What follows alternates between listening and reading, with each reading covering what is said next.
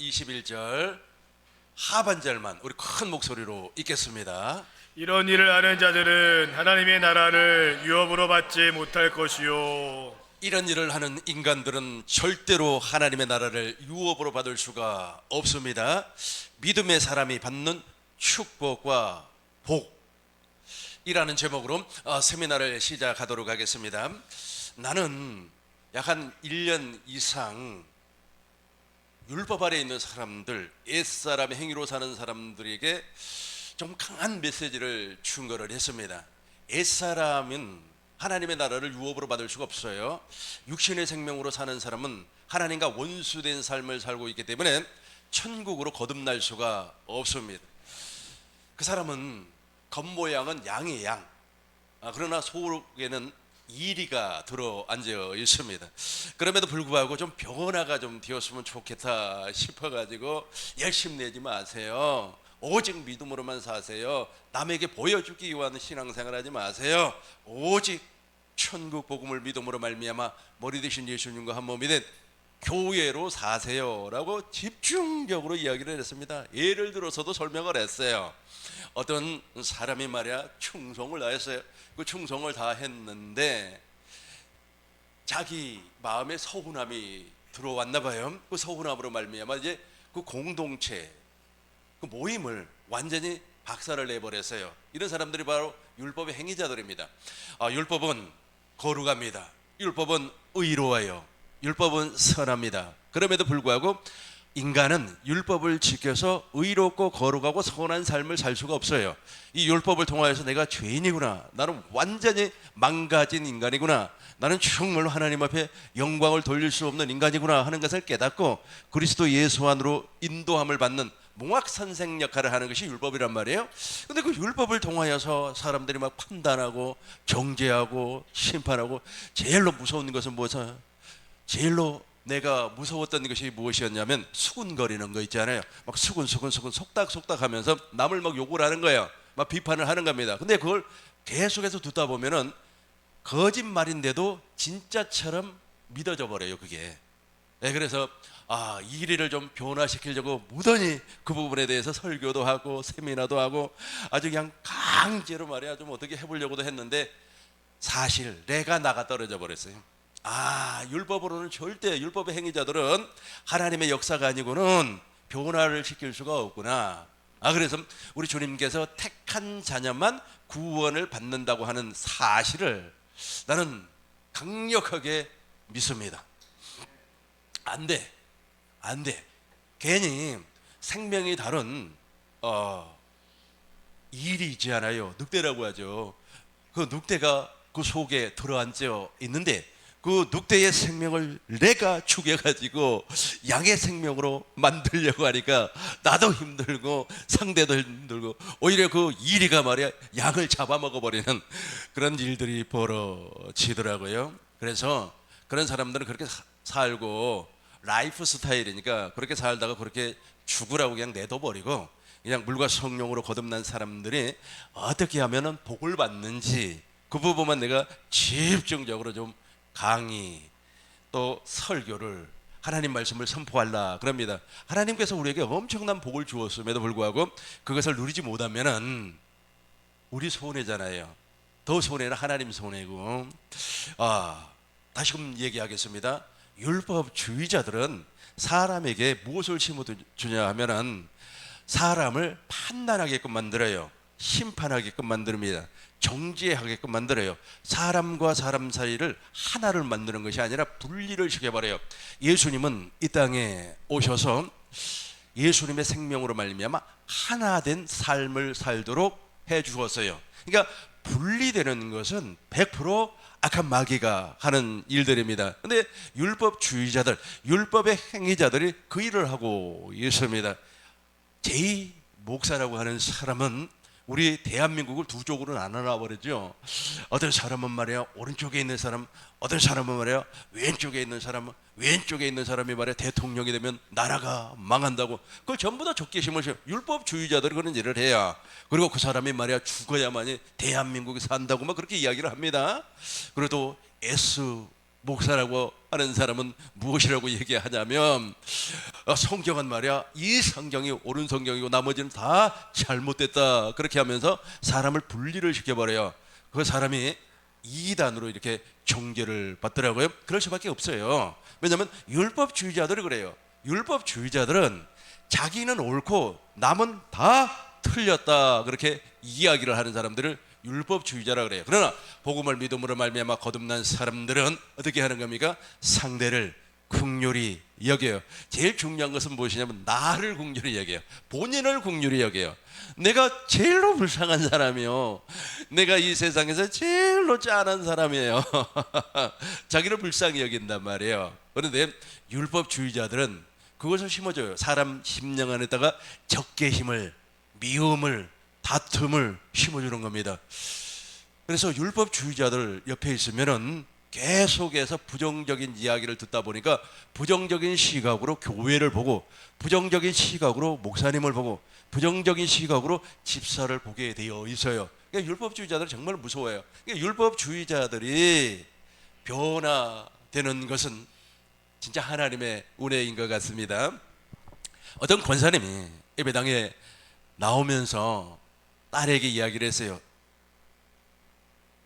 나 소원이 하나가 있다. 엄마 소원이 뭔데?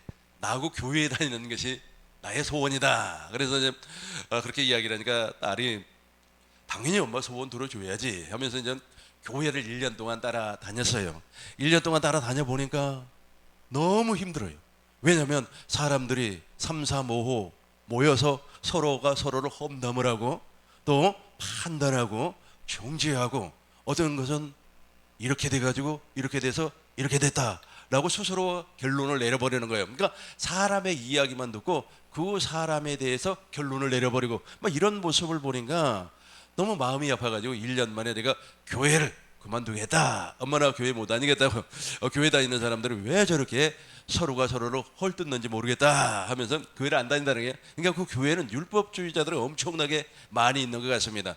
율법주의자가 많이 모여 있는 교회는 절대로 칭찬을 또 복음으로 말미암아 내가 은혜를 받았다고 하는 말을 하지 않아요. 그러니까 내가 이번에 말이야 무엇을 해가지고 무엇을 했는데 내가 말이야 아파트를 샀다고, 내가 40평에서 50평짜리를 샀다고 막 자랑하고 그래요.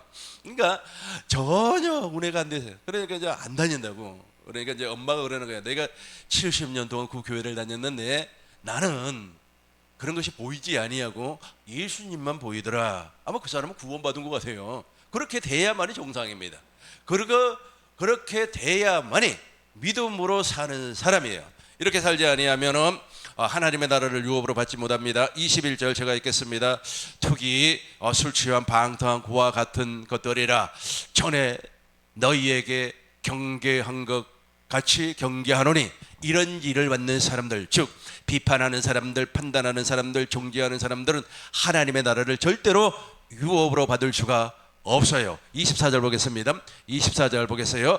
그리스도 예수의 사람들은, 우리 같이 읽겠습니다. 그리스도 예수의 사람들은 육체와 함께 그 정욕과 탐심을 십자가에 못 박았느니라. 아멘. 그리스도 예수의 사람들은 육체와 함께 그 정과 욕심, 탐심, 무엇 때문에 그렇게 비판하는 겁니까? 비교 때문에. 그래, 저 사람은 나보다 잘난 것 같아, 저 사람은 나보다 돈이 많은 것 같아, 그러니까 비판하는 거 아니겠습니까? 정죄하는 거 아니겠습니까?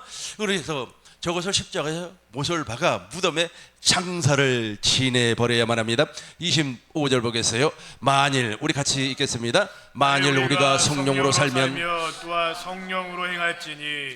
아멘. 만일 우리가 성령으로 살았단 말이에요. 그러니까 그런 율법주의자들이 왜 나타나느냐 하면, 처음에 예배당에 와요. 예배당에 오면 그 예배당에서 선포된 내용이 복음이 아니고 율법이라고 가정을 해봐요. 율법이라고 가정을 하면 그 율법을 너무 많이 먹어버렸어요. 너무 많이 먹었어요. 그 율법 가운데 율법은 기복주의하고 아주 깊은 연관이 있어요. 기복주의가 무엇입니까? 내가 무엇을 행하면 신이 나게 복을 준다는 겁니다. 내가 말이야 청소를 열심히 했어요. 새벽기도 나와서 말이야 교회를 청소를 하고 강대상을 열심히 청소를 해서 이렇게 청소를 하니까 하나님께서 나의 정성을 보고 나에게 복을 주실 것이다. 그래서 내가 아파트를 샀습니다. 자동차를 샀습니다. 이것이 바로 율법주의자들이 추구하고 있는 신앙의 신앙. 이거 그렇게 신앙생활을 했다고 가정을 해봐요. 그러니까 예배당에서 말이야 복음을 듣지 못하고 그런 소리만은 주야장창 들었어요. 주야장창 들었습니다. 그러면 어떤 현상이 벌어지느냐 하면 성령으로 살질 않아요. 말로는 성령 이야기하고 말로는 하나님 얘기하고 말로는 예수님 이야기해요. 그러나 이 속은 변화가 오지 않았기 때문에 이 속 사람의 변화는 반드시 복음을 믿음으로 말미암아 변화가 오는 거예요. 근데 믿어지지가 않는 거예요. 믿어지지가 않으니까 무엇을 보는 거예요? 자기 눈에 보이는 것. 와, 권사님이 이번에 말이야 40평짜리 아파트를 샀다고. 어떻게 샀어? 어떻게 샀어요? 돈 모아서 샀다고 얘기하지 않습니다. 그 사람은 내가 하루에 8시간을 기도를 했더니 하나님께서 나에게 40평을 주었다고. 그럼 50평 받으려면 어떻게 해야 돼요? 9시간 해야지. 진짜 9시간 해야지. 9시간 하나님 나는 9시간 그래가지고 50평을 샀어. 그럼 또 물어볼 거 아니에요. 어떻게 했어? 나 9시간 했어. 그러면 옆에 있는 나는 10시간 이렇게 해가지고 서로가 서로를 막 경쟁을 하고 그래요. 서로가 서로 그 믿음의 경쟁이 아닙니다. 그거. 그러니까 기복주의 경쟁을 하다 보면은 모든 것이 다 부정적으로 보이게 돼 있어요. 막 수근수근 하면서 막 욕하고 그래요. 그러니까 겉모양은 아주 양처럼 너무 순하고 온유하고 그래요. 그걸 내가 좀 때려부시려고 1년을 넘게 그 부분에 대해서 집중적으로 설교를 하고 세미나를 했더니 오히려 있잖아요. 양이 이리에게 잡아서 먹혀버리더라고. 그래서 안 해. 이제 안 하고 이제 복음을 듣고 믿음으로 말미암아 복받은 사람들 이야기만 앞으로 하려고 그래요. 그 첫 번째 시간으로 우리 저 사당동에 가면 아주 그냥 목 좋은 데가 많아요. 사람들이 엄청나게 많이 지나다니는 데가 사당동 사거리입니다. 여기 가면은 말이야 막 분식집도 있고 말이야 삼겹살집도 있고 엄청나게 좋은 음식점이 많이 있어요. 근데 어떤 사람이 목이 엄청나게 좋아요. 목이 엄청나게 좋은 거기에다가 무엇을 했느냐면 국밥집을 열었어요. 국밥도 아주 그냥 정성을 다했나 봐. 그리고 또 실력이 있어요. 그런데 오픈빨이라고 아시죠? 오픈할 때는 막 사람들이 많이 밀려오는데 한 달 지나니까 막 사람들이 쭉쭉 빠지고 그래가지고 1년 만에 문을 닫았어요. 똑같은 장소입니다. 똑같은 장소에 또 어떤 사람이 또 야 저거 삼겹살 집 하면 좋겠다. 그리고 삼겹살 집을 오픈을 했어요. 또 오픈빨이라고. 자, 처음에는 잘 됐습니다. 그리고 한 2-3달 지나니까 사람들이 오지 아니하고 말이야 아주 그냥 늘 장사를 하면 적자가 나는 겁니다. 6개월 만에 망해버렸어요. 그런데 진짜 새 언약의 사람이 있어요. 새 언약의 사람. 이 새 언약의 사람이 바로 저와 여러분들입니다.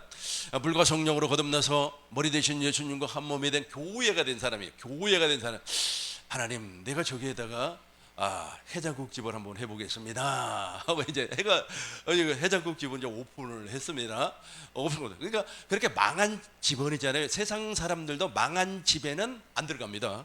망했기 때문에 재수 없다고 안 가요. 그런데 이제 믿음이 좋은 이 사람은 이제 망하든 말든 들어갔어요. 들어가가지고 이제 해장국집을 이제 오픈을 했습니다.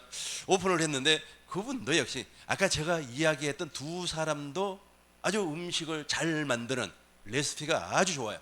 근데 이분도 역시 부족함이 없는 사람입니다. 그리고 오픈을 해서 이 사람은 이제 믿음의 사람이니까 늘 이제 문을 딱 열자마자 오픈 하자마자 기도를 할 거 아닙니까? 저도 이제 교회에 딱 들어오면 이제 기도하지 않습니까? 하나님이요 오늘도 좋은 사람들 보내주시고 오늘도 내가 실수하지 아니하고 좋은 음식 만들어서 사람들을 기쁘게 할 수 있도록 주께서 역사. 똑같은 사람이요. 똑같은 사람인데 한 사람은 거듭난 사람이고 거듭나지 않는 사람이라니까. 그 두 사람은 그래서 세 사람이 다 예배당에 다닌다고 가정을 하겠습니다. 근데 한 사람은 거듭났어요. 거듭나가지고 이제 믿음의 사람이에요. 그 믿음의 사람은 믿음의 기도를 하는 겁니다. 다시 한번 봐요. 만일 우리가 성령으로 살면 또한 성령으로 기도할지니. 그러니까 성령으로 사는 사람이에요.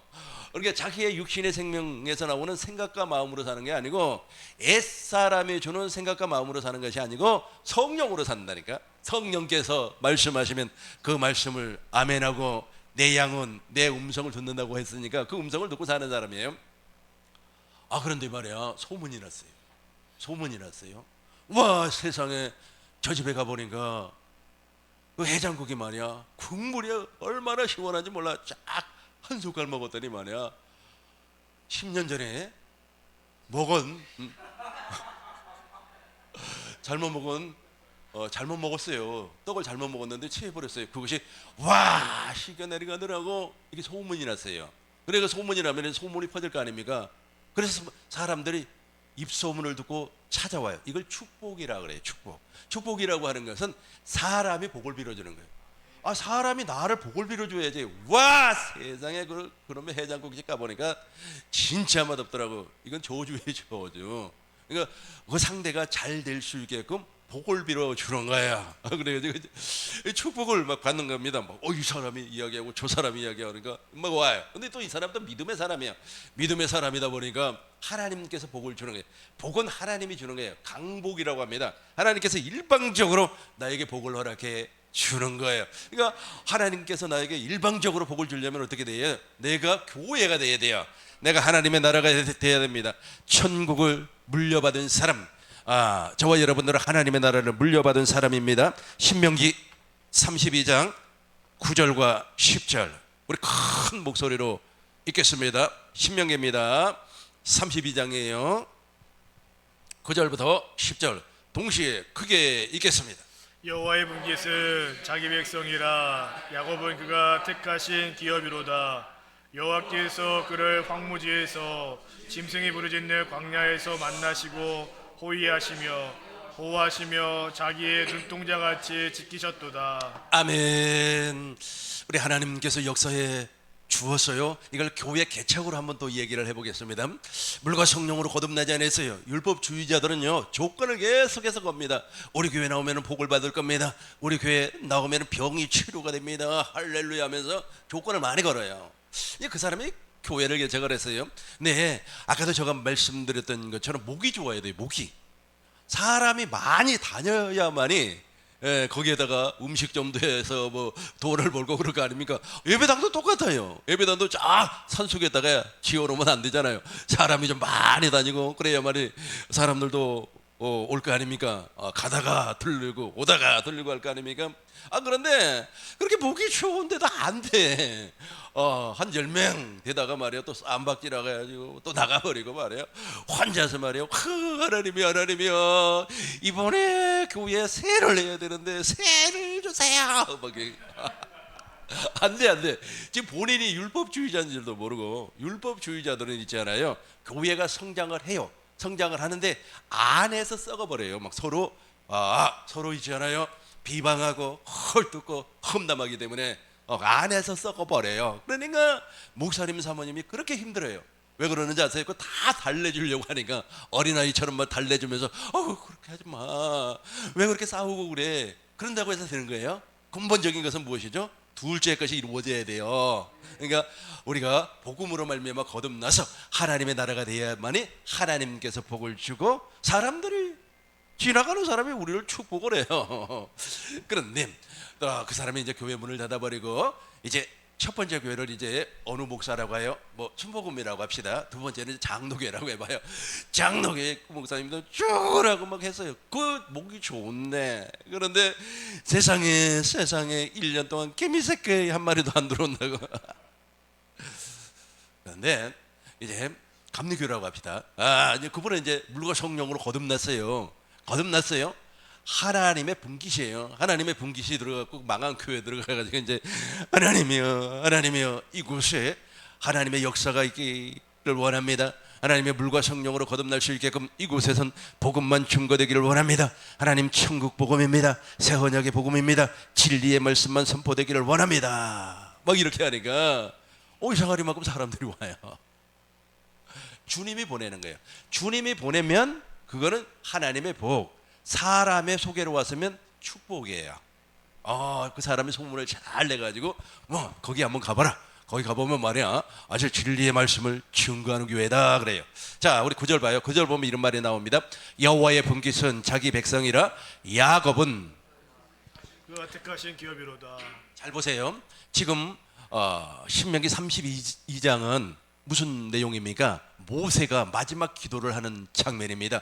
즉 모압에서 두 번째 언약을 세우시고, 이 언약이 복음이기 때문에 이 언약으로 사는 사람, 이 언약을 믿음으로 말미암아 거듭난 사람은 여호와의 분깃은 하나님의 자녀란 말이에요. 네가 하나님의 자녀가 된다는 겁니다. 그리고 그가 택한 기업이 돼요. 그러니까 물과 성령으로 거듭나려면 반드시 둘째 것을 믿어야 돼요. 둘째 언약을 믿어야 됩니다. 둘째 언약의 내용이 무엇입니까? 우리의 마음에, 우리 자손의 마음에 할례를 베풀어 버린다는 거예요. 할례를. 그러니까 옛사람을 제거해 버린다는 거예요. 그 옛사람이 판단하고 정죄하고 속속하고 남욕하고 그런단 말이에요. 그걸 제거해 버린다는 거예요. 제거해 버린. 근데 그게 안 믿어지니까, 믿지 아니하니까 그대로 존재하고 있는 겁니다. 그리고 하나님의 생명으로 거듭나게 해주겠다. 이제부터는 너가 저 산 위에 가서 하나님의 말씀을 들으려고 하지도 말고 바다 밑에 들어가서 바다 위에서 하나님 말씀 들으려고 하지 마라. 주님께서 우리 안에서 명령하신다는 게, 그 명령을 내가 마음으로 믿어 의에 이루고 입으로 시인하여 구원받는, 이렇게 구원받은 사람을 여호와의 분깃이라고 그래요. 자기 백성 야곱은 그가 택하신 기업이로다. 10절 우리 큰 목소리로 읽겠습니다. 여호와께서 그를 황무지에서 짐승이 부르짖는 광야에서 만나시고 호위하시며 보호하시며 자기의 눈동자같이 지키셨도다. 아멘. 황무지라고 하는 것은 아무것도 없어요. 나무도 없고 말이야. 바람이 휙 불면은 그 바람을 막아줄 수 있는 그늘막도 없어요. 짐승이 부르짖는 광야에서 만나시고 호위하시며 보호하시며 자기의 눈동자같이 보호해요. 그러니까 그 사람이 가고 교회를 개척하니 당연히 되지. 아니 그 사람이 해장국집을 오픈하니까 당연히 되지. 율법주의자들은 안 된다니까. 처음에는 되는 것 같아. 그런데 결론은 안 돼. 속에서부터 무너져 버려요. 속에서 막 판단하고 정죄하고 심판하고 말이야. 아니 머리끄댕이만 잡지 않았지 일보 직전이에요. 일보 직전이에요. 그러니까 되겠습니까? 되지 않죠. 그런데 우리 주님께서 무엇이라고 했습니까? 보호하시며 자기의 당신의 눈동자와 같이 그 사람을 지켜 주신다는 거예요. 시편 17편 8절을 보겠습니다. 시편 17편 8절 9절 8절과 9절 우리 동시에 읽겠습니다. 나를 눈동자같이 지키시고 주의 날개 그늘 아래에 감추사 내 앞에서 나를 압제하는 악인들과 나의 목숨을 노리는 원수들에게서 벗어나게 하소서. 아멘. 사울이 말이야 질투를 해가지고 누구를 죽이려고 합니까? 다윗을 죽이려고 하는데 하나님께서 다윗을 눈동자와 같이 지켜 주었어요. 하나님은 다윗과 언약을 맺어요. 그 언약을 우리는 보편적으로 성전 언약, 임마누엘 언약이라고 그래요. 영원히 다윗과 함께 살겠다는 겁니다. 그 예수님께서 다윗을 얼마나 사랑했는지 당신의 눈동자와 같이 지켜 주신다는 거예요. 그래서 아브람과 다윗의 자손 예수 그리스도의 세계라. 예수님이 말씀이 육신이 돼서 이 땅에 오실 때 아브라함의 언약과 다윗의 언약을 이루어주기 위해서 그의 후손으로, 그의 자손으로 오셨다는 겁니다. 따라서 아브라함의 언약과 다윗의 언약을 믿는 사람들은 반드시 물과 성령으로 거듭나요. 문제는 안 믿는데 문제가 있어요. 왜 안 믿어지는지 아세요? 왜 안 믿어질까요? 왜 안 믿어질까요? 이미 있잖아요. 씨가 뿌려져 있기 때문에 그래요. 그래서 너무 좋아하지 마세요. 나는 어떤 사람이 막 예수 믿고 말이야 내가 변화됐단다 그런 소리 거의 안 믿습니다. 왜냐면 사람은 쉽게 변화가 오질 않아요. 알잖아요. 그래서 저와 여러분들이 복음을 듣고 믿을 때 그러니까 하나님의 진리의 말씀을 마음으로 받아요. 머리로 받으면 안 된다고 그랬습니다. 머리로 받으면 반드시 우리의 이성이 선악을 판단합니다. 판단해가지고 말이야 이것은 선이고 저것은 악이야 그런단 말이에요. 그러니까 하나님의 말씀을 마음으로 받고 진리의 성령으로 말미암아 가르침을 받을 때 깨달아지는 거예요. 나도 모르는 순간에 깨달아지고 정리가 되고 그래서 내가 진리 안으로 들어가는 거예요. 진리 안으로 들어가서 아멘을 하는 순간 내가 교회로 태어나는 겁니다. 그래서 아브라함의 언약과 다윗의 언약과 이삭의 언약, 야곱의 모든 구약의 언약이 내 안에서 이루어져요.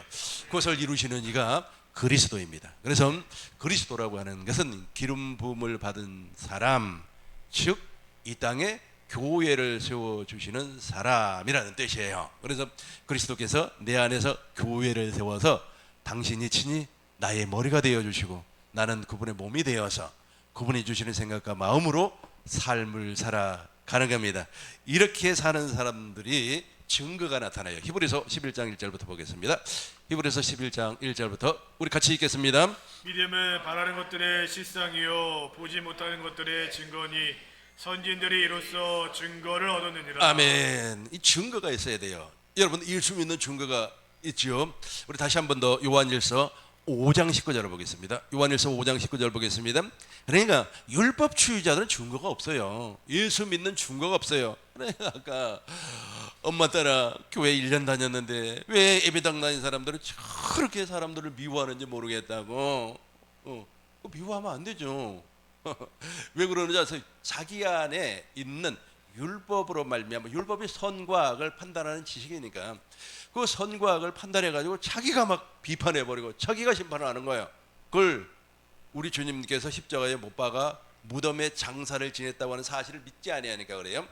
또 아는 것은, 제가 읽겠습니다. 또 아는 것은 우리는 하나님께 속하였고 온 세상은 악한 자에게 19절이죠. 19절 말고 그냥 9절. 만일 우리가 사람들의 중언을 받을진데, 중언이요, 저 증거가 있어야 돼요. 그러니까 예수 믿는 사람이 저 증거 없으면 안 돼요. 우리도 제발 누구와 이게 대화를 나눌 때 좀 증거를 대면서 얘기하면 좋을 것 같아요. 근데 율법주의자들은 증거가 없어요. 들은 얘기, 흘러간 얘기, 누가 그랬다더라, 그걸 가지고 얘기를 한다니까. 그걸 가지고 판단하고 그걸 가지고 정죄를 해요. 그래서 그렇게 하지 말라고 내가 1년 넘게 설교를 했는데 이제 안 한다니까. 안 해요. 너 그러다가 지옥을 가든, 너 그러다가 말이야 지옥에 가서 고생을 하든 나하고 무슨 상관이 있냐. 거기 가서 이제 후회한다고. 거기 들어가면 후회해요. 이 땅에서 해야 돼. 이 땅에서 저를 어떻게 해버려야 되는데, 이 땅에서. 만일 우리 같이 읽겠습니다. 만일 우리가 사람들의 증언을 받을진대 하나님의 증거는 더욱 크도다. 하나님의 증거는 이것이니 그의 아들에 대하여 증언하는 것이라. 아멘. 반드시 증거가 나타나야 돼요. 그러니까 예수를 믿는다고 하는 것은 증거가 있어야 돼요. 우리가 다 증거를 가지고 이야기하고 있지 않습니까? 판사가 판결을 내려요. 판결을 내릴 때 판사가 자기 기분에 내켜서 판결하는 거 봤습니까? 증거에 따라서 하는 거예요. 너가 그런 일을 했구나, 그래서 너는 1년 6개월 징역을 살아야 되겠구나, 판결을 내는 거예요. 그러니까 증거가 좀 부족해요. 그러면 누구를 세워요? 증인을 세우는 거예요. 증인을 세워가지고 그 증인의 이야기를 하는 겁니다. 이 사람이 이렇게 했습니다. 너 진짜 봤어? 예, 제가 봤습니다. 너 그 위증이면 처벌받는다? 예, 처벌받겠습니다 하고 선서하잖아요. 선서. 그러고 나서 판결을 내리는 거예요. 그런 것처럼 증거가 있어야 돼요. 우리 10절 읽겠습니다. 10절 같이 읽어요.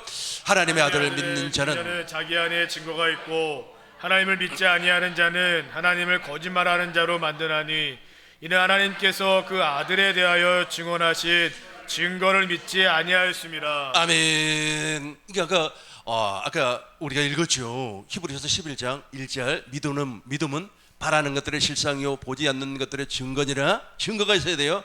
선진들이 이로써 자기의 믿음을 드러냈어요. 오늘날도 똑같습니다. 예수님은 어제나 오늘이나 영원토록 동일하세요. 동일하신 예수님께서 이렇게 말을 해요. 하나님의 아들을 믿는 자에게는 자기 안에 증거가 있어야 된다니까. 증거가 있어요. 그 증거 없이 막 자기 이야기를 하는 게, 내가 하나님 앞에 기도를 했더니 어쩌고 저쩌고, 딱 거짓말이라니까. 거짓말이에요. 내가 하나님 앞에 기도를 했더니 대한민국이 말이야 1년 후에 망한다고. 다 거짓말이라고. 증거가 없다니까. 증거가 없어요. 그 증거가 무엇입니까? 맨 밑에 봐요. 아들에 대하여 증언하신 증거를 믿지 아니하였습니다. 11절 보겠습니다. 11절입니다. 그 안에 아들이 있어요. 또 증거는 이것이니 하나님이 우리에게 영생을 주신 것과 이 생명이 그의 아들 안에 있는 그, 우리 처음부터 큰 목소리 시작. 또 증거는 이것이니 하나님이 우리에게 영생을 주신 것과 이 생명이 그의 아들 안에 있는 그것이라. 이해가 됐죠? 아니 저 증거가 없어요. 증거가 없으면 뭐예요? 입으로만 하는 거예요. 입으로만. 입으로만. 우리 안에 아들이 있어야 된다니까. 그 아들 그리스도예요. 여러분, 우리 안에 새 언약의 중보자 그리스도가 있으면요 함부로 말 못해요. 부정적인 이야기 못합니다. 그런 말 자체가 안 나와요.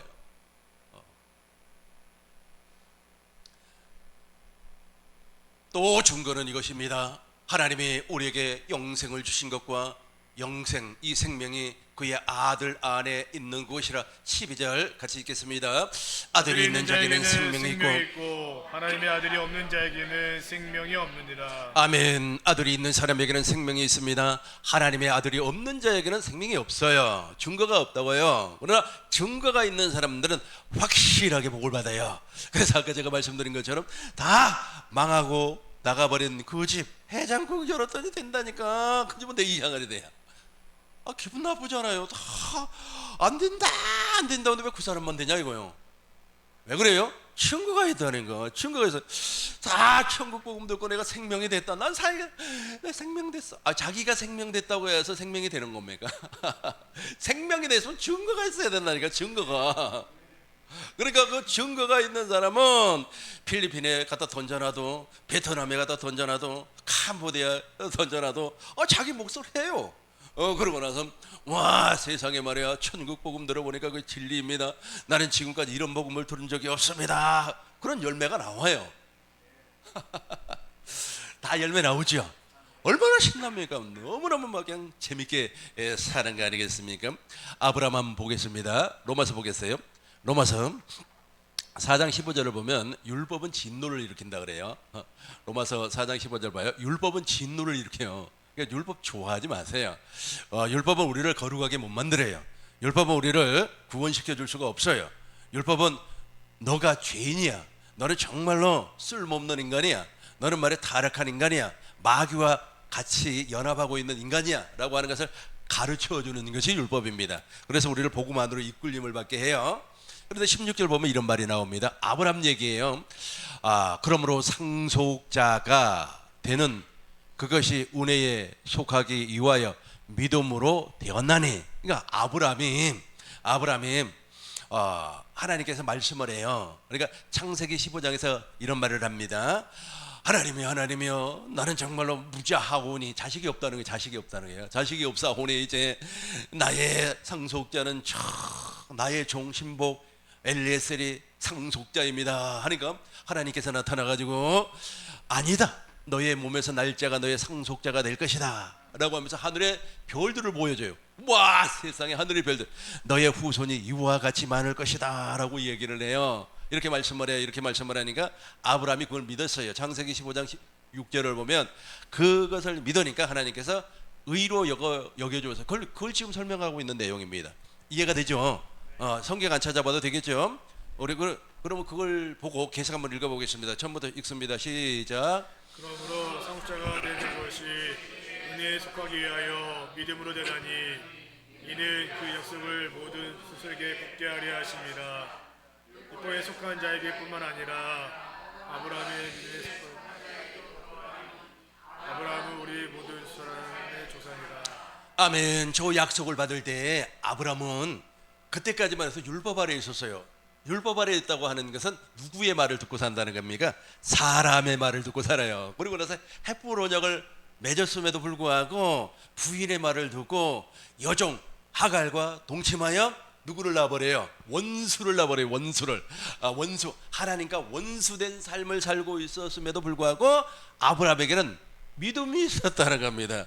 그런데 오늘날 율법의 행위자들은 아브라함처럼 율법의 행위 아래 있을 때도 좀 믿음을 가져야 되는데 아이가 없는 것 같아요. 이런 것 같아요. 종교적인 신념에 사로잡히거나 아니면은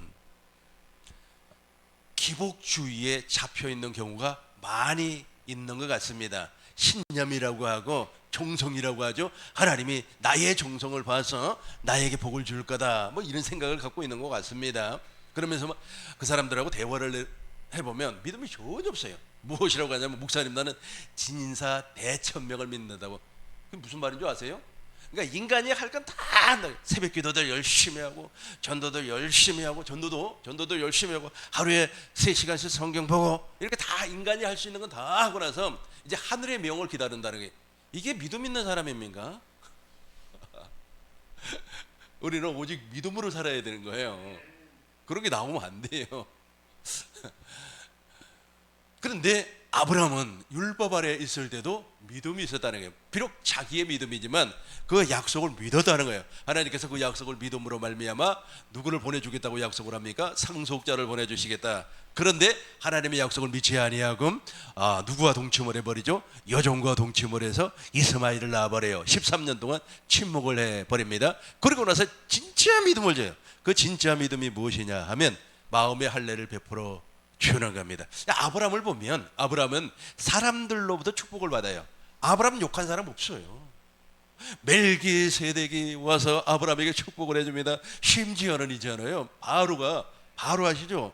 바로가 아브라함의 부인 사라를 자기 후궁으로 삼으려고 했어요. 하나님께서 강력하게 역사를 합니다. 그에게 꿈을 통하여서 이 여자는 말이야 처녀가 아니다, 남편 있는 여인이다, 부인이다. 너 말이야 이 여자를 건들기만 하면 내가 너의 집을 완전히 박살을 내버릴 거다. 그러니까 놀래가지고 말이야 아브라함에게 주었던 모든 것들, 금, 은, 보화, 소, 양떼, 나귀떼, 심지어는 종까지도 줘서 보내버려요. 빨리 가라고, 빨리 애굽을 떠나서 빨리 가라고, 나는 하나님 앞에 저주받기 싫다고 가버려요. 그러니까 세상에 아브라함하고 척진 사람이 없다니까. 아브라함은, 그러니까 우리가 믿음을 가지면 다 우리를 통해서 일을 해주려고 그래요. 그래, 그걸 축복이라고 합니다. 여러분들은 축복된 삶을 살 줄로 믿습니다. 그러고 나서 이제 아브라함은 진짜 하나님의 복을 받아요. 그 복이 무엇이냐면 마음의 할례가 베풀어져요. 그러고 나서 이제 하나님의 모든 약속이 믿어지는 겁니다. 그 믿음으로 말미암아 누가 태어나요? 이삭이 태어나는 겁니다. 이제 16절 17절부터 보겠습니다. 기록된 바 내가 너를 많은 민족, 우리 같이 읽겠습니다. 기록된 바 내가 너를 많은 민족의 조상으로 세웠다 하심과 같으니 그가 믿은 바 하나님을 죽은 자를 살리시며 없는 것을 있는 것으로 부르시는 이시니라. 18절입니다. 18절이에요. 아브라함이 바랄 수 없는 중에 바르고 믿었으니 이는데 후손이 이와 같으리라 하신 말씀대로 많은 민족의 조상이 되게 하려 하심이라. 19절입니다. 그가 백세나 되어 자기 몸이 죽은 것 같고 사라의 태가 죽은 것 같음을 알고도 믿음이 약하여지지 아니하고 믿음이 없어 하나님의 약속을 의심하지 않고 믿음으로 견고해져서 하나님께 영광을 돌리며 약속하신 그 모든 것을 이루실 줄을 확신하였으니 그러므로 그것이 그에게 의로 여겨졌느니라. 아멘. 다시 20절을 보겠어요. 20절 보면 이렇게 나와요. 믿음이 없어 그래요. 믿음이 없어 하나님의 약속을 의심하지 아니하고 믿음으로 견고해져서, 이게 바로 하나님의 복이에요. 아주 견고한 믿음으로 딱 내가 서버리는 겁니다. 그리고 이제 사람들이 그 사람의 믿음을 인정을 해 주는 겁니다. 그 믿음으로 말미암아 누가 태어나죠? 이삭이 태어나는 겁니다. 사라를 한번 볼까요? 사라, 히브리서 11장 11절 보겠습니다. 사라, 믿음의 사람 사라를 보시자고요. 믿음으로 사라는 자신도 나이가 많아 단산하였으나 자기가 아이를 못 낳는다고 하는 사실을 알아요. 저게 바로 하나님의 복이라니까. 하나님은 없는 것을 있는 것처럼 부리시는 하나님. 태가 끊겨버렸어요. 태가 죽어버렸습니다. 태가 죽었다고 하는 것은 생리를 못한다는 거예요. 생리를 못하면 여자는 임신을 할 수가 없어요. 믿음으로 사라 자신도 나이가 많아 단산하였으나 잉태할 수 있는 힘을 얻었으니, 신기하네요. 불가능하는데 하나님의 복이라니까요. 하나님의 복. 아까 제가 해장국집 이야기 했잖아요. 해장국집 안 돼, 다 안 돼. 근데 그 사람은 돼. 그 사람은 돼. 내가 이제 여러분들에게 진짜 축복을 할까요? 오늘 세미나에 오신 목사님들은요, 남들은 다 놈들이 아니고 남들은 다 목회가 안 된다고, 목회가 안 돼요 하나님. 그래도 여러분들은 확실하게 됩니다. 네. 왜 되는 거예요? 왜 되는 거예요? 왜 되는 거죠? 증거가 있기 때문에. 증거가 바로 그리스도란 말이에요. 내 안에 그리스도가 계세요. 그리스도가 없는 사람은 무엇이 있어요? 이리 가야죠. 겉으로는 말해 양의 옷을 입고 참 거룩한 자가 나옵니다. 열심은 다해요. 아주 충성도 다해요. 그런데 속에는 무엇이 있다고요? 이리가 있다고. 우리는 이리가 없고, 저 이리, 익산 옛날에 익산이 이리였어요. 이리. 익산이 있는 것이 아니고, 늑대가 있는 것이 아니고, 우리는 그리스도가 있어요. 증거란 말이에요. 그 증거. 너 예수 믿는 증거 있어? 있지. 왜? 그러면서 그 증거를 보여주는 거. 그 고전주의 교육학, 우리 권 목사님은 교육학 전공하셨나요? 그래 조금 배우죠. 나도 이제 교육학을 학교에서 좀 공부를 했어요. 고전주의 교육학자들 학자들, 그러니까 피아제라고 하는 교육학자 이후에는 다 인본주의 교육학자들이 많아요. 그러니까 19세기 이후부터 나온 교육학자들은 인간 중심의 교육을 시켜요. 근데 고전주의 교육학자들은 그렇게 안 시키고 하나님 중심으로 교육을 시킵니다. 여러분 칼빈이라고 들어봤죠? 칼빈이라고 하는 사람은 우리 신학자 아닙니까? 근데 교육학과에서는 칼빈을 고전주의 교육학자로 그렇게 가르쳐요. 근데 고전주의 교육학자들이 주장하는 것이 무엇이냐면, 교육은 가르치는 것이 아니라 그래요. 아니, 교육은 가르쳐야지 가르치는 것이 아니라 그래요. 그러면 교육은 무엇이냐? 그럼 교육은 보여주는 거라 그래요. 보여주는 거. 이건 맞는 것 같아요. 우리도 그리스도를 보여주는 거예요. 그리스도를 보여주는 겁니다. 네가 하려고 하지 마시고, 자기가 하려고 하지 마시고, 보여주면 돼요. 보여주면. 그 보여주면 소문이 나고, 소문이 나면 그 소문이라는 걸 축복이라고 그랬어요. 저와 여러분들을 주위에는 좋은 사람이 엄청 많아야 돼요. 소문 내줄 수 있는 사람들이 많이 있어야 됩니다. 저주스러운 말을 하는 사람들은 아예 얼씬도 안 했으면 좋겠어. 그런 사람들은 절대로 좋은 말 하지 않습니다. 그래서 막 소문이 나면 그걸 축복이라고 합니다. 막 그냥 동서남북에서 사람들이 막 몰려오는 겁니다. 그런데 지금 설명하는 내용은 하나님의 강복이에요. 한번 제가 읽어보겠어요. 믿음으로 사라 자신도 나이가 많아 단산하였으나, 아이 못 난다는 거예요. 잉태할 수 있는 힘을 얻었나니, 불가능한 것이 가능성 있게 됐다는 거예요. 이는 약속하신 일을 믿으신 줄로 알았습니다. 그러니까 오직 저와 여러분은 믿음으로 살아야 돼요. 내가 복음을 부끄러워하지 않으니 이 복음을 믿는 자들에게 구원을 주시는 하나님의 능력이란 말이에요. 저와 여러분들이 믿음으로 살면 이런 일들이 벌어져요. 우리 12절 우리 큰 목소리로 읽겠습니다. 12절입니다. 같이 읽어요. 시작. 이러므로 죽은 자와 같은 한 사람으로 말미암아 하늘에 허다한 별과 또 해변의 무수한 노래와 같이 많은 후손이 생육하였느니라. 아멘. 로마서 9장 13절입니다. 우리가 저 복을 받아야 돼요. 저건 하나님의 강복이에요. 강복. 우리 인간으로 되겠어요? 아니, 아이를 못 낳아서 90살까지 할머니가 되었던 사람이 그의 후손이 바닷가가 아니고 바닷가에 모래와 같이 많다 그래요.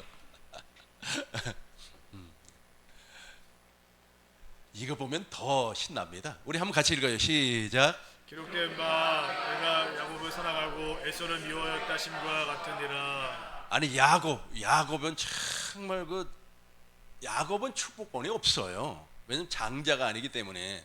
그런데 하나님의 일방적인 복이 임했다니까.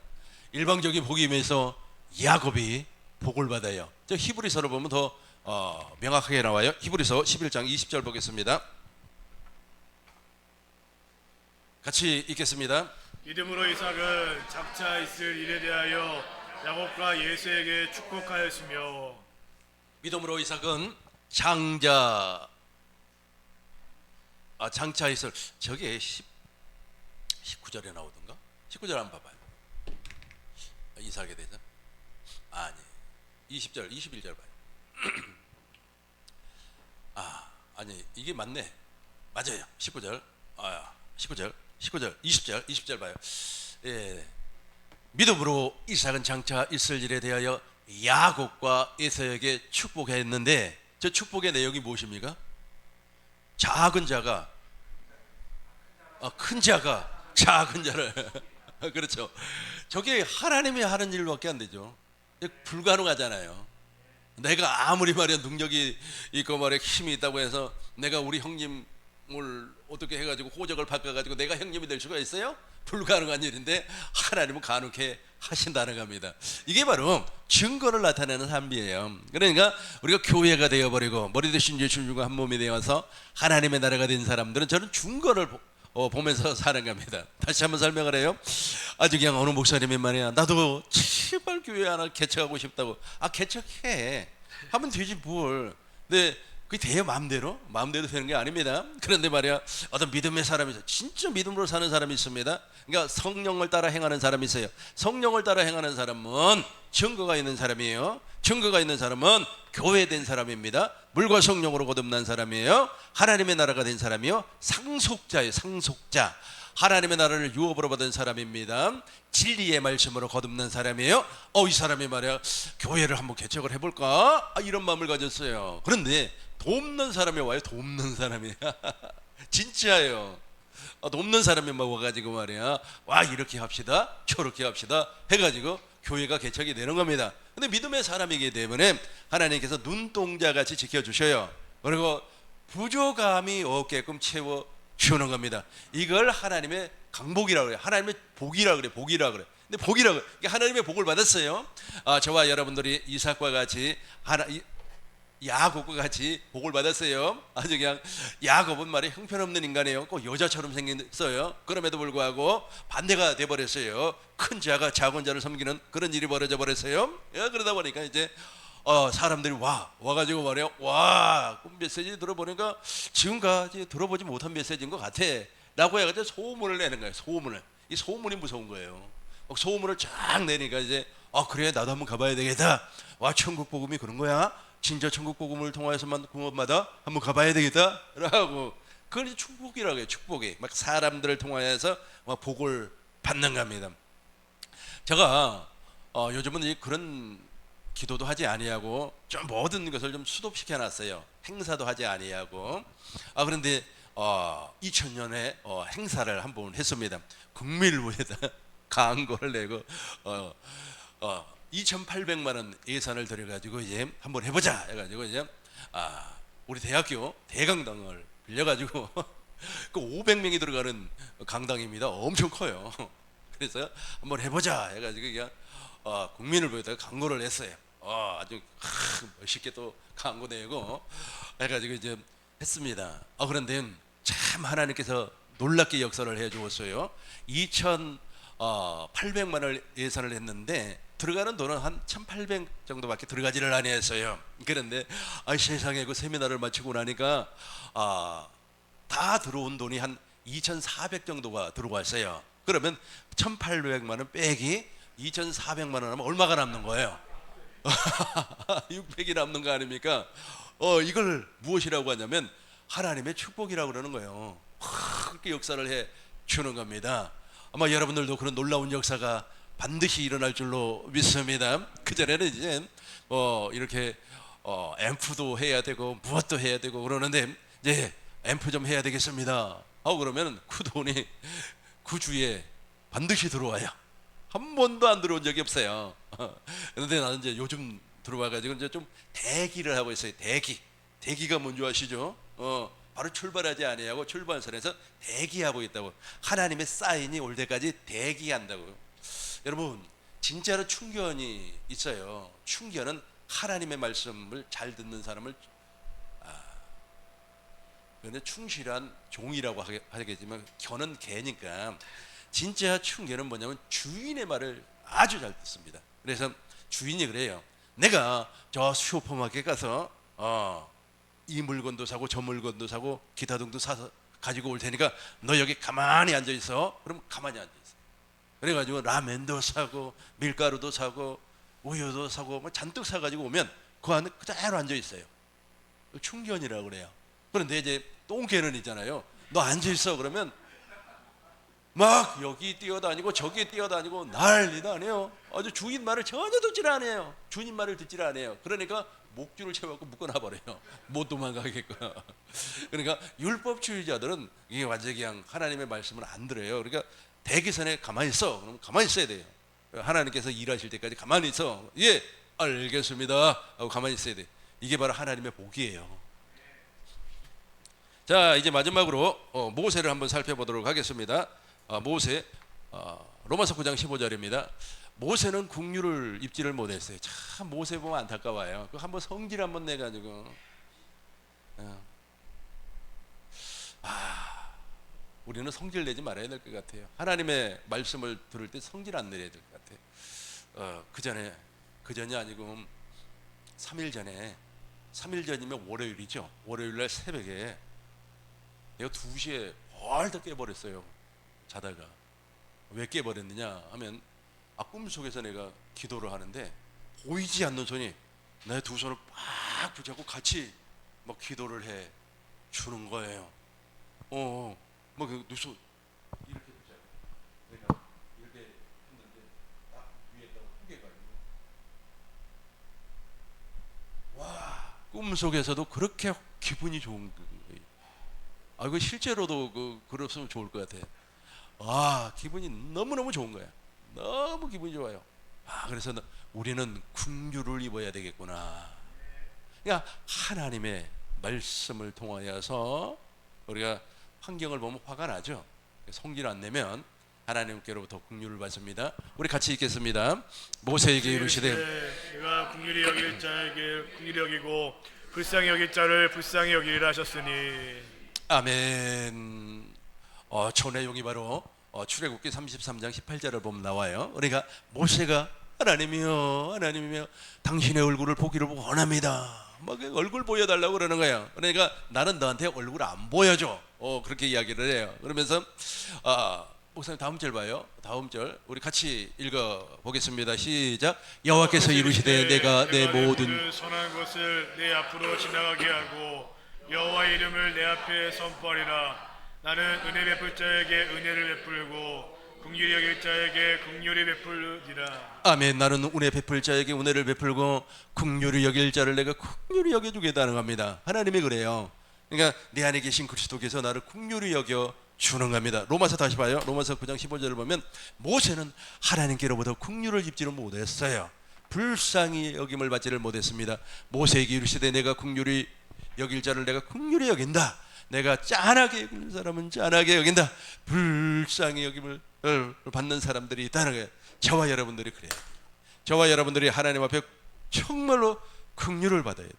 하나님이 나를 불쌍히 여겨 주셔야 돼요. 그래야만이 축복이 들어온다니까.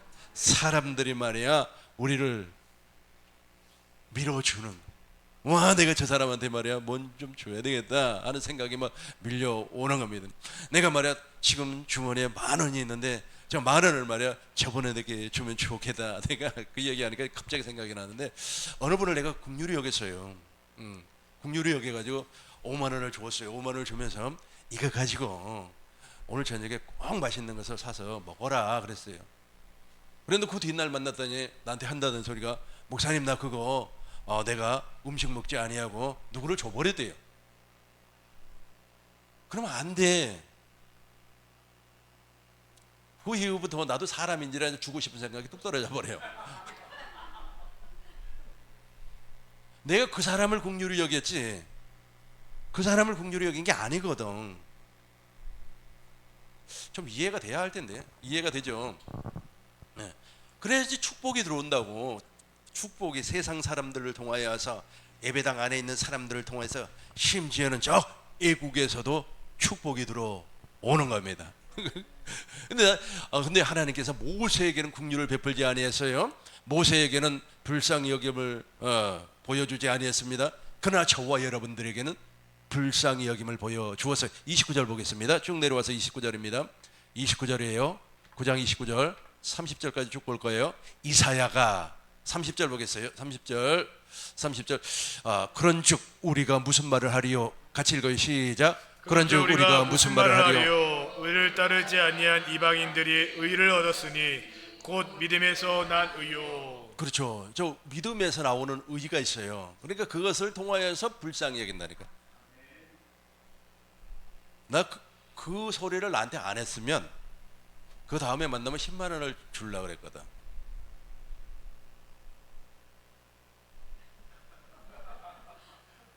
무슨 얘기인지 이해가 되죠.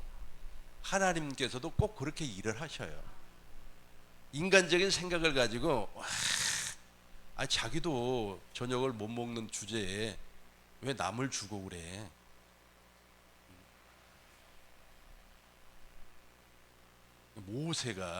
모세가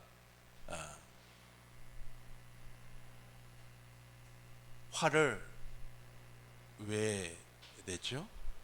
이스라엘 백성들이 원망을 하니까. 하나님은 모세에게 이야기했지 이스라엘 백성에게 명령하지 않았어요. 모세는 하나님의 신탁을 받은 사람이거든. 그럼 그 일만 하면 돼. 뭘 그냥 화를 내면서 말이야 지팡이로 바위를 2번이나 이렇게 패버려가지고 가데스 사건 아닙니까? 똑같아요. 아니 내가 너무 이제 국민한 마음을 하나님이 나에게 줬으니까 뭐 줬어. 그러면 짜장면을 사 먹든 탕수육을 사 먹든 본인이 먹어야지. 당신이 얼마나 거룩한 사람이라고 또 폼 잡았겠지. 아이고 저 사람이 더 불쌍하다고. 아니 네가 더 불쌍해. 그 얘기를 하는 거예요. 그게 그 이야기를 하는 거라고. 아주 쉽게 설명하자면 하나님은 긍휼히 여길 사람을 긍휼히 여기시고 불쌍히 여길 사람을 불쌍히 여기고 은혜 줄 사람을 은혜 주는 겁니다. 그런데 그렇게 하는 사람들은 무엇이냐 하면 믿음에서 난 의가 없어요. 믿음으로 살지는 않기 때문에 그래요. 31절 보겠습니다. 같이 읽어요. 시작. 의의 법을 따라간 이스라엘은 율법에 이르지 못하였으니 32절입니다. 어찌 그러하냐 이는 그들이 믿음을 의지하지 않고 행위를 의지함이라. 아멘. 부딪힐 돌에 부딪혔느니라. 부딪힌 돌은 바로 예수님과 원수된 삶을 사는 겁니다. 이들이 믿음을 의지하지 않고 행위를 의지한다니까. 그러니까 믿음을 의지한 사람은 정말로 하나님께서 나를 불쌍히 여겨서 저렇게 5만 원을 주었구나. 너무너무 감사합니다. 그런데 믿음을 의지하지 않고 행위를 의지한 사람은 그렇게 안 한다니까. 그러니까 하나님께로부터 복을 받고 그 다음에 사람을 통해서 축복을 받아야 할 그런 기회를 놓쳐버리는 경우가 종종 있습니다. 이제 정리하도록 하겠습니다. 이제부터는 믿음으로 산 사람들이 하나님 앞에 복을 받은 경우가 엄청나게 많이 있어요. 그것을 여러분들에게 이제 설명을 해 드리도록 하겠습니다. 오늘은 그 첫 번째 시간으로 아브라함을 설명을 하였습니다. 아브라함은 정말로 아주 그냥 율법 아래 있을 때도 누가 아브라함을 함부로 하지를 못했습니다. 심지어는 바로까지 아브라함에게 엄청난 돈을 주어서 아주 가나안 땅으로 돌려보냈습니다. 뿐만 아니라 아브라함은 살레망 멜기세덱을 통하여서 엄청난 은혜를 받았습니다. 이게 아브라함이에요. 근데 그때까지만 해서도 아브라함은 율법 아래에 있었어요. 그래도 하나님의 약속을 믿고 있었어요. 근데 이제 진짜 믿음이 와버려요. 진짜 믿음. 진짜 믿음이 무엇입니까? 마음의 할례예요.